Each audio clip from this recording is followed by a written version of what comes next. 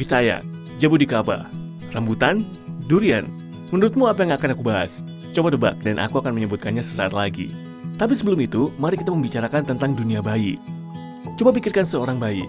Ketika bayi itu bertemu orang baru, dia biasanya akan melihat orang tersebut selama beberapa detik. Atau ketika dia melihat hujan untuk pertama kalinya, dia akan melihat dengan ekspresi kegembiraan dan penuh heran. Dia benar-benar takjub dengan apapun yang dia lihat. Bayangkan kamu terbangun suatu hari dan seluruh ingatanmu terhapus. Kamu seperti bayi yang baru terlahir kembali. Seperti bayi, kamu akan takjub dengan segala sesuatu. Bayangkan kamu melihat butiran salju untuk pertama kalinya. Kamu akan merasa senang dan mungkin akan menengadah ke langit dan berpikir, dari mana butiran-butiran ini berasal? Atau ketika kamu melihat ke langit dan melihat awan-awan yang lembut, kamu akan bertanya-tanya, bagaimana mereka bisa melayang-layang di sana dengan sendirinya. Kamu akan hidup dengan menemukan banyak hal-hal baru. Jadi pertanyaan utamanya adalah, mengapa kita tidak merasa takjub ketika kita sedang mengalami peristiwa-peristiwa ini? Sebagai contoh, mengapa kita tidak merasa takjub dengan fakta bahwa hujan turun dari awan-awan yang begitu lembut? Atau tubuh manusia yang memiliki puluhan emosi, tertawa, menangis, bersemangat? Mengapa semua ini tidak membuat kita takjub? Pada dasarnya, manusia terdiri dari zat-zat, bukan? Mengapa kamu bisa tertawa? Mengapa kamu merasakan emosi? Padahal kamu hanyalah sebuah materi. Artinya, terdapat jiwa dalam materi ini. Itulah sebabnya mengapa kita bisa merasakan perasaan-perasaan ini. Jadi, mengapa hal-hal tadi tidak membuat kita takjub? Mungkin beberapa dari kalian berpikir, ada apa dengan hal ini? Kemudian, kita mempelajari bagaimana peristiwa itu terjadi. Dan setelah itu, kita tidak kagum lagi. Tapi, apakah kita benar-benar belajar? Atau apakah kita hanya terbiasa saja dengan hal tersebut? Memang, sebenarnya kita bukanlah belajar. Namun, kita terbiasa hidup dengan berbagai hal. Dan ini adalah awal yang membuat kita melupakan Allah Subhanahu wa Ta'ala dalam kehidupan sehari-hari. Kebiasaan. Ini adalah situasi yang paling berbahaya bagi mereka yang mencari bukti keberadaan Tuhan dan bagi mereka yang ingin mengenal Sang Pencipta. Dan salah satu dari beberapa alasan mengapa orang ateis menjadi ateis. Anda tahu hal yang sering disebut-sebut oleh seorang ateis? Saya mencari Sang Pencipta, tapi saya tidak bisa menemukannya dimanapun. Ini alasannya, karena lingkungan kita dan kita melihat peristiwa yang sama terus-menerus. Kita cenderung berkata, meskipun dunia ini dipenuhi dengan begitu banyak bukti. Oleh karena itu, kita perlu mengenali penyakit yang disebut kebiasaan ini dan menemukan obatnya. Bukan hanya ateis, tapi juga kita sebagai muslim perlu menyembuhkan diri dari penyakit ini agar kita dapat mengenal pencipta kita lebih baik. Sekarang, mari kita kembali ke nama-nama di awal video. Beberapa dari kalian mungkin sudah bisa menebaknya. Itu adalah nama buah. Sebagai contoh, pitaya, juga dikenal sebagai buah naga. Buah ini banyak ditemukan di Thailand dan Indonesia, dan kadang-kadang disebut pir strawberry.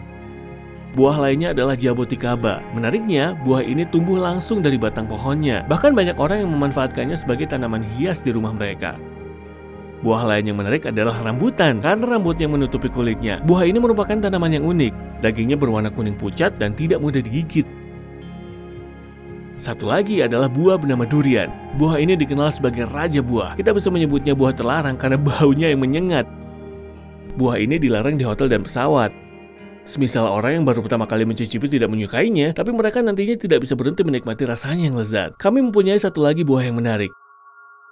Apel. Anda mungkin akan berkata, ini hanya apel biasa. Tapi pertanyaan yang sebenarnya adalah, sama seperti kita kagum dengan 4 buah lainnya. Mengapa kita tidak merasakan kekaguman yang sama dengan buah apel? Sama seperti kita kagum dengan buah jaboticaba yang tumbuh dari batang pohon, mengapa kita tidak kagum dengan buah yang tumbuh dari dahan? Pada akhirnya, bukankah keduanya tidak terbuat dari kayu? Dan lagi, mengapa kita tidak kagum dengan tanah yang berwarna gelap, hambar, dan tidak beraroma? Padahal tanahlah yang menghasilkan buah dengan warna dan rasa yang unik. Ada yang asam, ada yang manis. Bukankah apel yang lezat tersebut tumbuh dari sini? Masalah sebenarnya adalah ini.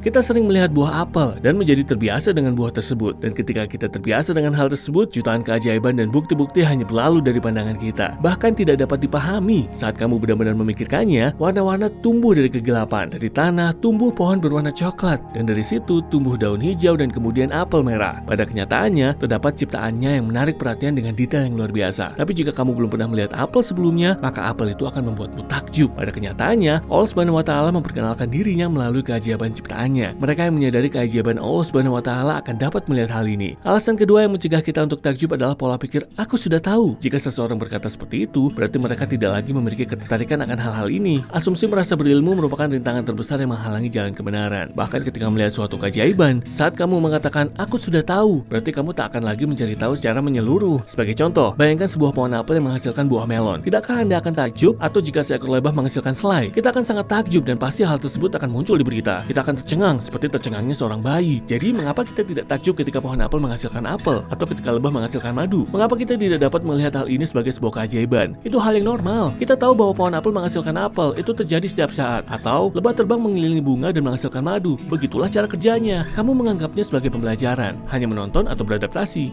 Atau coba pikirkan, setiap kali kamu menggosokkan kedua tanganmu, Sebuah jeruk muncul. Apakah itu sebuah keajaiban? Jika hal ini terjadi setiap hari, tentu kamu tidak akan kagum lagi. Kamu akan berpikir, ini adalah hal yang normal. Jika seseorang bertanya kepadamu, jadi bagaimana hal itu bisa terjadi? Dan kamu menjawab, kita hanya menggosokkan tangan kita dan keluarlah jeruk. Jadi, apakah ini hanya akan menjadi pembelajaran, penyesuaian, atau kebiasaan?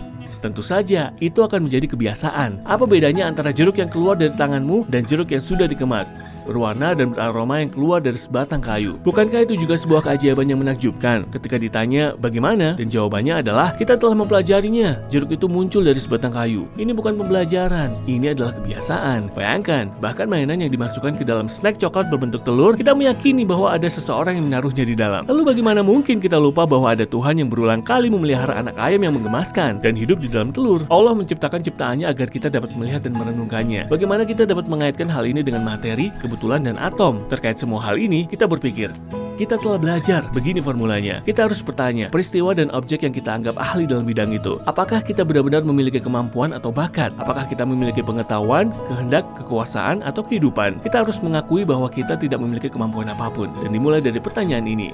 Terakhir, ada satu lagi yang menghalangi kita untuk melihat mukjizat, penamaan.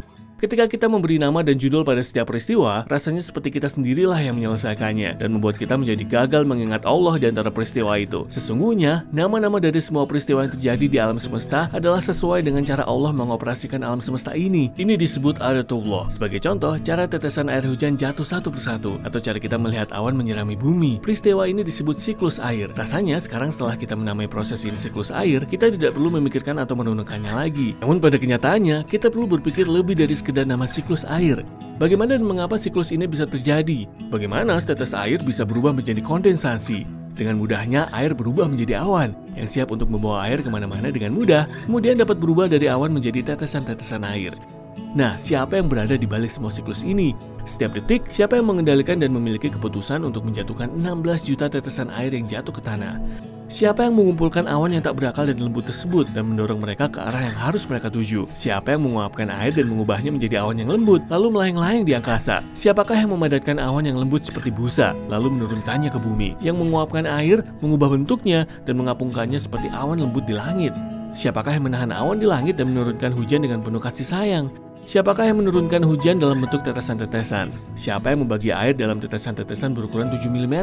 Siapa yang dengan lembut memperlambatnya saat jatuh dari langit? Apakah atom-atom yang tidak memiliki pengetahuan, kehendak atau pilihan, bahkan belas kasihan atau kehidupan? Ataukah awan atau air itu sendiri? Siapa yang melakukan semua pekerjaan ini? Seluruh siklus ajaib ini dinamakan sebagai siklus air. Tetapi kita tidak boleh membatasi pikiran kita. Keberadaan Tuhan terlihat jelas dalam setiap detail, seperti halnya matahari. Janganlah kita lupa bahwa nama-nama ini menunjukkan kepada kita bagaimana Allah mengendalikan alam semesta, bagaimana Dia mengendalikan atom-atom. Jika kita dapat membuang anggapan bahwa kita tahu segalanya dan menghindari terlena dengan nama yang sudah kita berikan, kita dapat dengan mudah menemukan kuasa Allah di mana-mana. Ya, ada Sang Pencipta yang melihat dan mengukur segala sesuatu di balik layar, yang memiliki pengetahuan, kehendak, kuasa, dan kehidupan. Dibutuhkan kebijaksanaan yang besar untuk menjadi ahli dalam hal tersebut. Benda-benda itu tidak memiliki keahlian atau pengetahuan. Itu berarti Allah adalah Zat yang mengendalikan dan memperhatikan segala sesuatu.